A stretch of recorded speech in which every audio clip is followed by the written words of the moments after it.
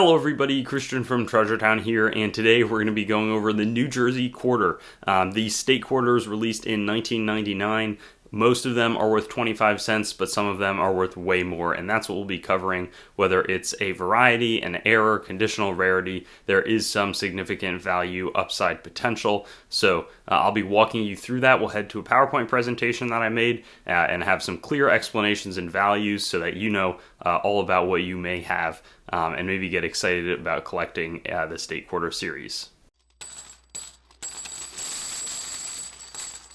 And here we've got the New Jersey statehood quarter. We see Washington crossing the Delaware on the back of the coin, crossroads of the Revolution, though I do want to focus less on the history and more on some of the valuation. You can pause on this slide if you would like, but the main variety that we're going to be searching for is a very minor on the clad proof quarter double die obverse. So there's also some interesting errors in other valuation conditional rarity things, but a classic one to look for, and there very well may be on the regular business strike coins because they are found on, I would say, over 50% of different state quarters, some doubled ears, but here you can see also the protrusion slightly below on the regular clad proof quarters. They're going to be struck well. They're all going to be deep cameo, probably about $15 or $20 if you can find one of them, maybe a little bit more, because the clad proofs certainly have a premium for varieties over a regular business strike coin. In terms of some of those business strike numbers, though,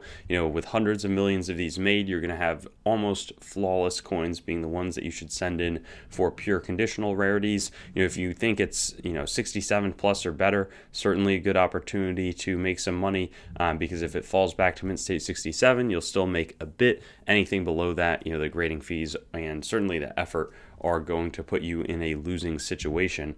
The valuation on the high end, though, is this mint state 68 for the Denver mint. $8,000 is the number there. Still pretty modest or similar to what we had before for the 67 range grades, but mint state 68 just a much tougher grade to achieve.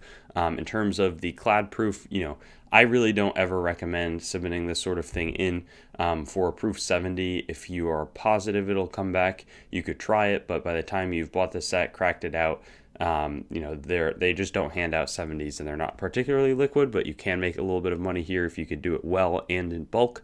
The big thing, though, to look for is any of the miscolored ones. There are a fair amount of different experimental planchets, and these were somewhat looking like a Sacagawea planchet, just a different metal composition. This one here is in almost perfect condition, sold for $3,760, and there are records for all of the different designs in 1999, so that's just something to be aware of in general.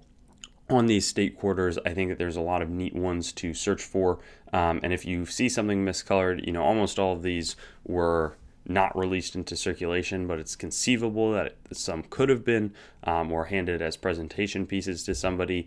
Now, there are some of the crazy errors like this reverse die cap, just a huge deep die cap. It's almost like a dish. You can see the inverse of where it would have been hitting into other planchets on the back, and just a really, really cool coin, and it would be very 3D. It's tough to convey that on an image like this, but over $2,000 back in 2006, I think this would only increase one of the most impressive state quarter errors out there. There's also this one sold for $750, and this one circulated a little bit. So this was ended up getting struck on a nickel planchet. Somehow a nickel made its way in between the dies and received a strike, made its way out, and then somebody said, hey, this looks a little small. So if you ever see something, it doesn't stand out, the eye appeal isn't great on it, but it's quite rare to have a wrong denomination, especially these days. But a lot was going on at the mints in those early years of the statehood quarter program.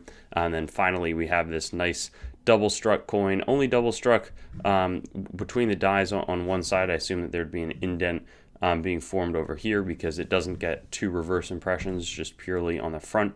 Honestly, a really, really cool, good eye appeal coin, $260, but a lot of interesting ones to go over today. I think there's less in terms of the varieties than some of them, but it's also good to be aware, those proof sets can be searched, and then some conditional rarities only go to PCGS and only if you're experienced, but all good stuff on this quarter, and I'll be trying to complete the 50 state quarter series as well as territorials, and then I'll probably eventually do some of the state park stuff, so hang around for that.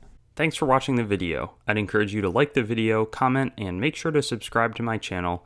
And I also have Facebook, Instagram, Twitter, and some other social media platforms. You can also go to my main channel website, treasuretownYT.com, to learn more about the channel and sort of stay in contact. I also will eventually host all of these videos on coinsmetalscards.com, which will be both news, marketplace, and coin information. I do have the goal of eventually getting pretty much every US coin, date, mint mark, denomination on the channel with a similar video to the one that you just watched, and that will likely all be hosted there. And then I also have treasuretowncoins.com, which is sort of my coin dealing wing, coin dealing only entity that is a little bit less focused on content production. So thank you so much, and I'll look forward to seeing you on some of my other videos. I also have videos that are not just the date, mint mark, denomination recap in this format, so you can check some of those out, and I'll have fun seeing you there.